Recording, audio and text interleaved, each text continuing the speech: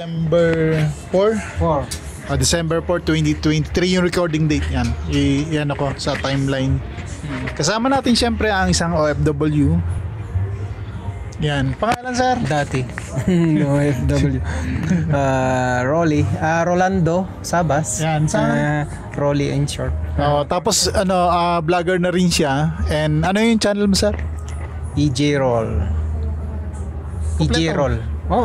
EJ Roll at Rolando Sabas. Walang 2020. Inalis mo na yung 2020. Okay. Inaantay ko yung 2020. Nakakalito eh. Para since yun Isa ko kasi yun, 2023. Nag-start siya ng year 2023 and parang naging memorable sa kanya yung year na yun. Nilagay niya yung sa channel name niya. Okay. Usapang OFW number 1 to. With Rolly here. Sir, anong bansa ka galing? UAE, Dubai.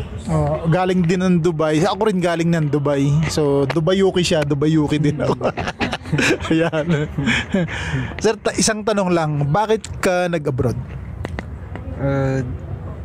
Nung natapos yung earthquake kasi 1990.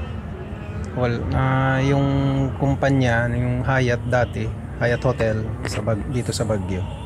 Nirelocate kami. Isa ako dun sa napunta sa Dubai.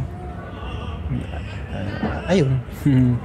So ang nagpadala sa iyo actually is yung Hyatt International. Kasi Hyatt Baguio City. Since nagkaroon ng problema, then pinadala siya sa Dubai, tama, sir? Oo, Dubai. May placement fee ka ba? Tandaan mo? Wala. Sagot lahat ng Hyatt company. Hyatt International. Congratulations, Hyatt. Dati dapat sana doon kami sa Hong Kong eh. Magbubukas noon yung yung Grand Hyatt Hong Kong.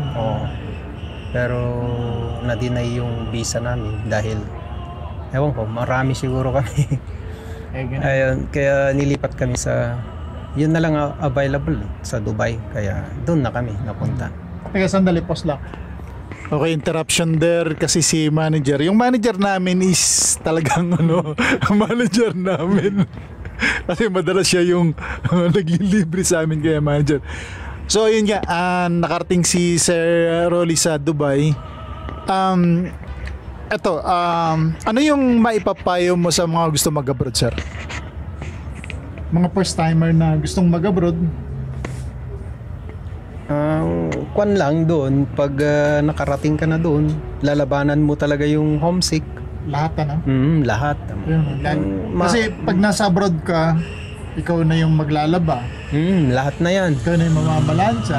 Ikaw na rin yung magsasampay.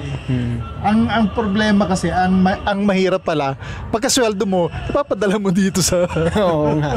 Oo. Tama ba? Magtitira ka lang ng konting panggastos mo kung ano man. Yan. Anything, sir? Ano pa yung mga natin sa maipapayo natin sa mga gustong mag-abroad, o mga first timer na gustong ibang bansa at makipagsapalaran doon? Yun lang. Pag nakaraos na sa homesick, okay na yun. Tapos mag-ipon na lang. Wag gastos dito, gastos doon, kasi maraming doon eh. Kaya mong bilhin, pero kung gusto mong mag-ipon para sa kinabukasan, para sa pamilya mo, kung may pamilya ka, yun, mag-ipon ka. Yan. Kasi pagkakataon mo na yan eh. Yan. Tama si sir, kasi wala akong naipon eh. Kaya back to zero ako. Yun ang problema eh. Magastos din kasi. Kasi mayabang ako eh.